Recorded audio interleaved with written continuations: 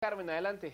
Muy buenos días, aquí efectivamente ya estamos listos para analizar ese video que se volvió viral en las redes sociales en la cual unos jóvenes fueron agredidos por unos soldados, que era lo que se veía ahí en las imágenes, habrá que determinarlo, pero más allá de analizar este video y las reacciones del público, vamos a conversar sobre cuál debería de ser el rol del ejército en una sociedad democrática. Este ha sido un tema que no ha estado muy presente dentro de los distintos diálogos presidenciales, digo diálogos, no tanto debates, cuando hemos tenido la suerte de escucharlos. Para poder analizar este tema, pues hemos invitado esta mañana al doctor Bernardo Arévalo, quien es analista de Interpeace Alliance. Es una organización que trabaja en temas de seguridad y en temas de paz. Y también al general Ronaldo Leiva, experto en defensa y seguridad por parte del CIEN. A ambos, bienvenidos.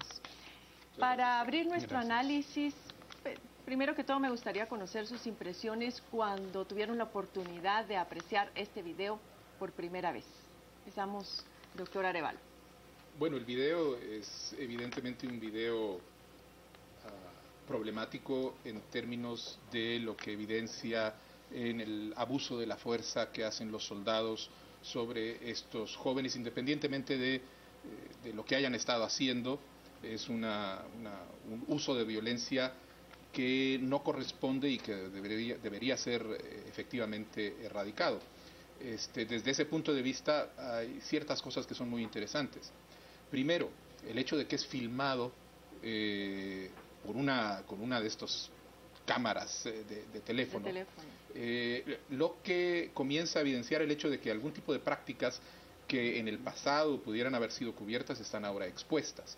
Y segundo, el debate que esto genera alrededor de los temas en las redes sociales, en la población, y la reacción inmediata que se genera por parte de las autoridades al movilizar, identificar a los responsables y someterlos a proceso judicial, que creo que es lo absolutamente correcto. Y esos tres elementos son muy interesantes en términos de la pregunta original. General, ¿cuál fue su reacción? Pues vea, como cualquier persona, es impresionante el hecho de ver, y tengo que ser claro y muy sincero en este tema, yo es primera vez que veo una actitud así de soldados con ciudadanos, ya sea de la naturaleza que sea, porque no podemos pensar que porque puedan ser mareros o puedan ser jóvenes delincuentes, el trato debe ser así. No, es injustificable a todas luces el hecho de actuar de esa manera. Y pensamos, como lo decía aquí Bernardo, que esa práctica estaba erradicada, y yo creo que en general sí está erradicada a la experiencia que hemos tenido en los últimos años con las Fuerzas Armadas. Que se les haya salido esto de la mano, ese precisamente es lo preocupante, porque puede suceder en otros ámbitos, o sencillamente que hubo aquí una falta de control, porque se ven ahí tres soldados que están haciendo estas prácticas nefastas y no se ve que alguien más esté viéndolos, supervisándolos o dirigiéndolos. Y otra de las cosas es que la seguridad ciudadana, cuando se fue creada, se hizo en apoyo a la Policía Nacional Civil, y quienes dirigen las acciones son precisamente los policías, pero tampoco se ve ninguna que haya presencia. ¿Qué es lo que corresponde en términos disciplinarios, general, en este caso? Pues ellos tendrán que ser sometidos, en primer lugar, con el régimen interno, porque es una falta de procedimientos. O sea, lo que hicieron fue quebrantar procedimientos que están normados dentro del ejército. Incluso ellos tienen una cartilla, creo que la conocen, la cartilla del soldado guatemalteco, donde van normados todos los pasos que ellos deben hacer y donde está totalmente prohibido que a la ciudadanía se le afecte de alguna manera. No solo a ellos, sino también siguiendo la línea de mando. Siguiendo la línea de mando. Y entonces, cuando ellos tendrán que rendir cuentas, que ya fueron identificados, y también ya constituyen un delito civil, ¿verdad? Incluso podría llegar a penal también, pero ellos tendrán que identificarse ante el Ministerio Público, porque tienen que es una acusación que ya escapa del fuero militar. Ya. Ahora, hablemos un poco de las reacciones por parte del público. Hubo de todo en las redes sociales comentando este caso, pero lo que llamó poderosamente la atención fue que hubo una mayor parte de comentarios enfocados a decir, bueno, eso se lo merecían porque eran delincuentes, y aplaudiendo más bien las agresiones por parte de los soldados. ¿Cómo podemos interpretar esto, Bernardo, tú en tu experiencia y todo lo que has trabajado acá en Guatemala acerca del tema? Bueno, estamos claramente en Guatemala en un contexto de una cultura marcada por prácticas históricas de la violencia. Y la gente entiende las funciones de seguridad, etcétera, alrededor del ejercicio de la violencia, sin darse cuenta que muchas veces cuando el Estado actúa con violencia y reprime con más violencia, lo que hace es generar un aumento del fenómeno de violencia, como se ha visto en El Salvador, como se ha visto en México, etcétera. A mí lo que me ha parecido muy oportuno es que la reacción de las autoridades haya sido no tratar de esconder el tema, sino colocarlo a la vista y decir, los señores han violado procedimiento, han violado la normativa, serán sometidos a juicio. Porque eso comienza a ser un ejercicio de pedagogía para el conjunto de la ciudadanía al identificar que los funcionarios del Estado, los encargados de hacer uso de la fuerza, no tienen ningún derecho a violar los derechos de los guatemaltecos. El abuso de la fuerza no puede ser tolerado y es necesario corregir esos abusos. Y esos son elementos que permitirán empezar a cambiar gradualmente la tolerancia que tenemos los guatemaltecos hacia los usos de violencia. Este tema ha vuelto a replantear cuál debería de ser el rol del ejército en una sociedad democrática. Bernardo, tú impulsaste después de la firma de los acuerdos de paz todo un proceso de diálogo en el cual participaron organizaciones sociales, academia, funcionarios públicos, militares, en torno a cuáles deberían de ser esos nuevos conceptos y el marco general referencial de la seguridad democrática. Hoy por hoy ha variado algo desde entonces, es decir, se definió lo que era seguridad externa e interna con el fin de definir, bueno, en términos de seguridad interna debería de ser la Policía Nacional Civil quien se hiciera cargo de la seguridad ciudadana. No obstante, hoy estamos nuevamente con patrullajes combinados. ¿Cómo podemos explicar esa situación? ¿Es que todavía no tenemos una Policía Nacional Civil lo suficientemente sólida para hacerse cargo de esta tarea? ¿O es una manera de justificar la presencia del ejército en el territorio nacional ante amenazas externas que no están del todo claras o que podrían circunscribirse al crimen y al narcotráfico? Aquí el problema inicia desde los temas legales, desde la Constitución de la República, porque en la Constitución está muy claro que la seguridad interna y externa queda a cargo del ejército. No es precisamente lo ideal ni lo que, pero la Constitución en este momento todavía lo marca. Entonces, ¿qué sucede en este aspecto? Si el ejército, porque de facto, después de los acuerdos de paz, se quedó aislado de la seguridad interna y se le dio a la Policía Nacional Civil, que como sabemos no es constitucional y lo que tiene es en su ley, donde se declara la misma policía como la que tiene el monopolio de la seguridad interna. Y la ley marco del Sistema Nacional de Seguridad creo que también lo... Sí, también lo va marcando de esa manera, pero el problema es que se da la dualidad constitucional. Entonces, el ejército, si le dan la orden de que participe en seguridad interna o seguridad ciudadana, pues lo tiene que cumplir y tiene que prepararse para eso, porque de cualquier otra manera, si ordenado o no ordenado, no lo cumple, también pueden haber algunos elementos o algunas instituciones, personas o quien sea, que le puede reclamar por incumplimiento de deberes.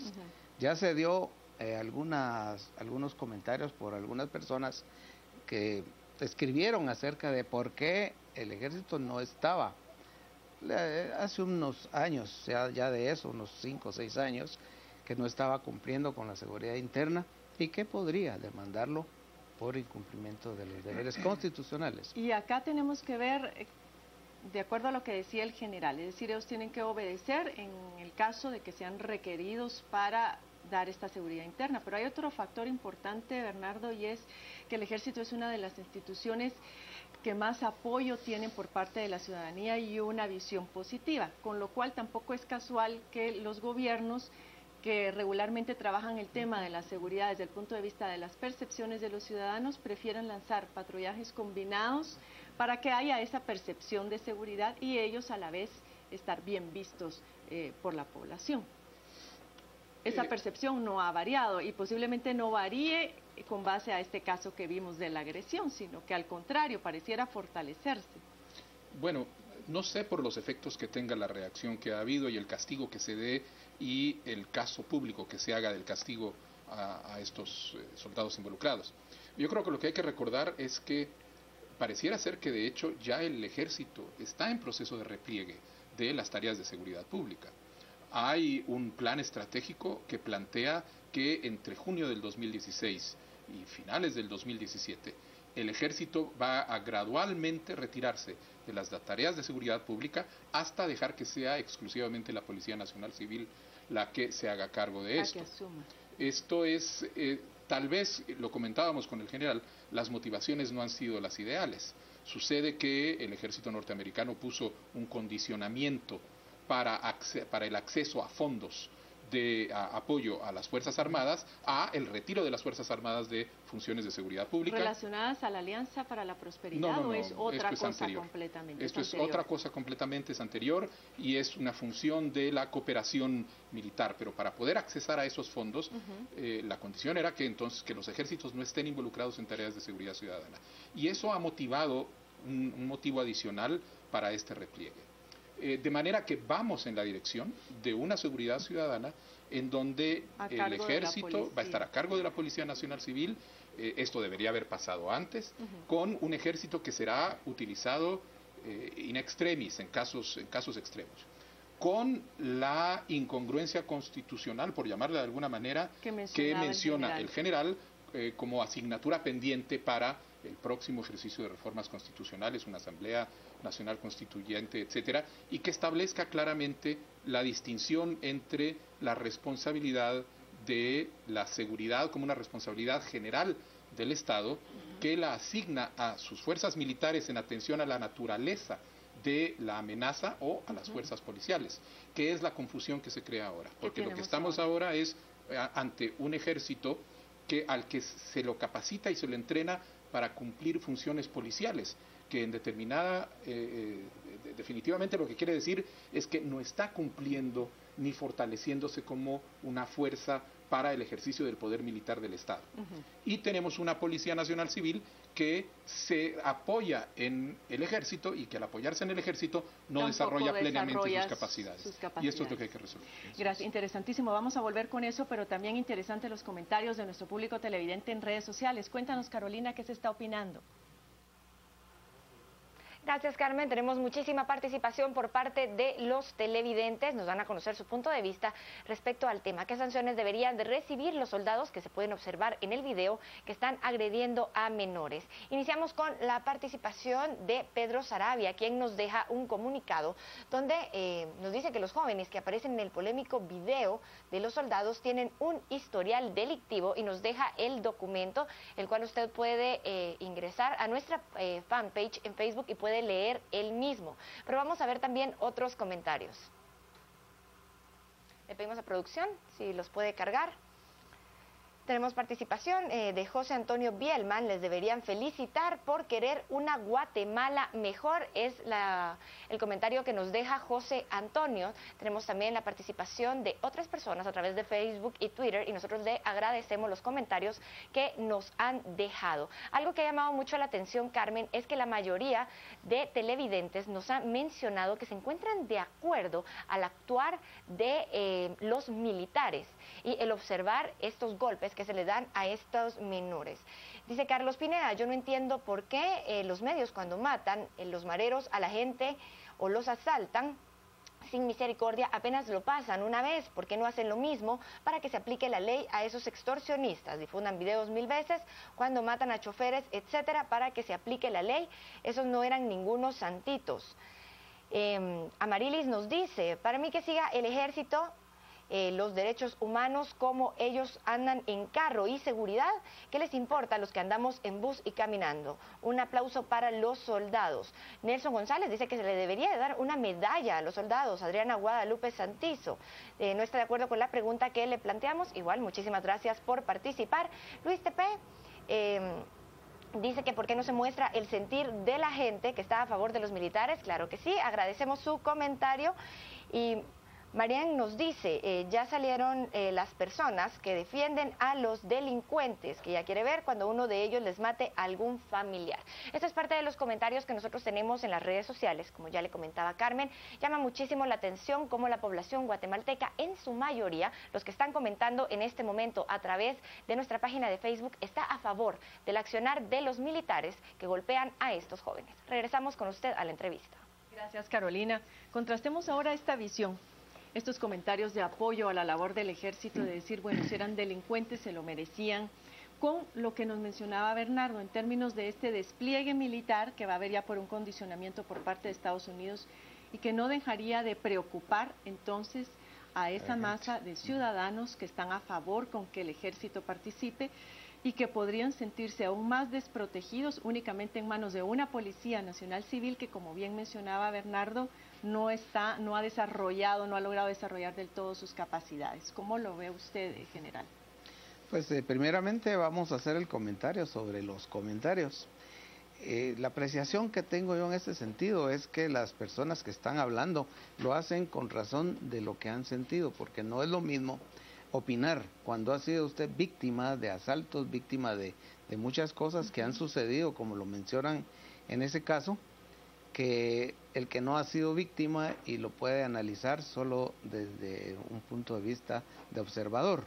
Pero aún así con esto pues no es justificable que hayan tratos de ese tipo, porque para eso está el sistema de castigos que van al sistema penitenciario, que suceden cosas parecidas en ese tema que tampoco son justificables, pero porque la ley, por dura y lo que sea, es la ley, entonces hay que cumplirla, y si nuestro sistema no va a proteger, aunque sea a los delincuentes, porque tampoco hay razón para que se aplique por mano propia, porque si no, esto lo que da paso es a la justicia que se da en determinados lugares, como en el derecho maya, que les echan gasolina, los tratan de quemar o los queman, y hay que, en lugar de ser observador, ir a proteger, aunque sean delincuentes. Ese es un grave problema que sí hay necesidad de corregirlo en nuestro país. Aunque habría que ver si eso es derecho maya. A veces tratan de matizarlo como derecho maya, pero a la larga también hay un montón de infiltrados de otras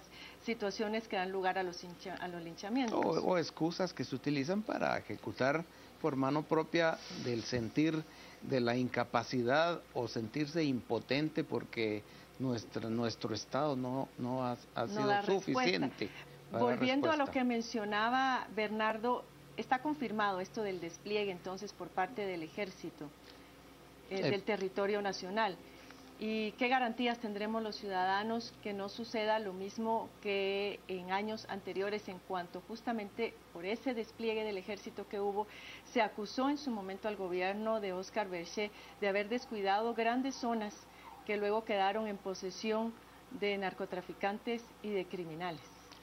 Yo le diría aquí la situación en cuanto a que la policía, si bien es cierto lo que mencionaba Bernardo, no ha desarrollado completamente sus capacidades, pues tendrá y ya tiene de por sí el tiempo para hacerlo, porque ya creció en número, que es una de las razones para empezar a abrir nuevamente la academia de agentes, la academia de oficiales, aunque la calidad por asuntos de prisas quedó adeudada en este sentido, pero esto se puede ir arreglando en el camino, porque ya tenemos 10,000 agentes más que pueden ya cumplir con esta misión si es que hay una voluntad de poderlo hacer, porque el ejército tiene suficientes funciones que hacer como seguridad nacional para que pueda ir a desarrollar sus labores y coartarles precisamente la ausencia del Estado al crimen organizado, que ahora ya no es organizado, es un crimen no solo transnacional, sino que ya es corporativo. Entonces todo esto hay que va sumando complejidades al proceso, con lo cual tendría que ser un proceso ordenado, bien pensado, pero no sé, Bernardo, ¿esto implicaría una disminución en el número de efectivos del ejército y de su presupuesto? La pregunta es muy buena, pero yo creo que hay que empezar, lo que deberíamos hacer es un ejercicio nacional para hacer una identificación de cuáles son las necesidades de seguridad del Estado guatemalteco en sus distintos órdenes. Nuestra agenda de riesgos y amenazas. Exacto. Y a partir de ese ejercicio de identificación clara de cuáles son las amenazas, hacer una identificación de cuáles son los mecanismos y las capacidades que tiene el Estado guatemalteco para hacerles frente. Eso deberá dictaminar cuáles son las amenazas que le corresponderá al ejército hacerse cargo, y habrá que hacer un análisis para decir, bueno, eso requiere un ejército de esta naturaleza, puede ser, por ejemplo, y se ha discutido, de que sea un ejército más pequeño pero mejor equipado. Un ejemplo. ¿Por qué? Porque tiene que vigilar mejor fronteras, tiene que tener lanchas, tiene que tener... Perfil. Puede ser un ejército más, puede ser una fuerza policial más grande y con capacidades específicas. Puede ser que se decida que se necesitan algunos cuerpos intermedios, como puede haber guardias, etcétera. El problema es que lo que no hacemos como sociedad y como Estado es ese ejercicio de reflexión conjunta desde la perspectiva de Estado, no de un gobierno específico, en donde participe el conjunto de los actores para hacer ese análisis y después, a partir de ahí, tomar las decisiones. Sin ese tipo de análisis, aumentar el ejército, disminuir la policía, comprar aviones aquí o motos para allá, son cuestiones que no resuelven el problema, están tomadas sobre apreciaciones falsas y generalmente sobre motivaciones de corto plazo y no de estrategias de largo plazo. Bueno, bien, no hay duda que este tema, pues, vale la pena colocarlo en esa agenda que tenemos que discutir como país en cuanto a los temas estructurales que tenemos que resolver. Ojalá sean adoptados por la sociedad en su conjunto y por las nuevas autoridades que vayan a tomar posesión en el mes de enero del 2016. A ustedes muchísimas gracias. Vamos a seguir conversando sobre este tema. Espero volverlos a tener por acá. Gracias por su tiempo. Gracias a nuestro público televidente por habernos acompañado en este segmento de entrevistas y volvemos con Carolina y Mario al set principal.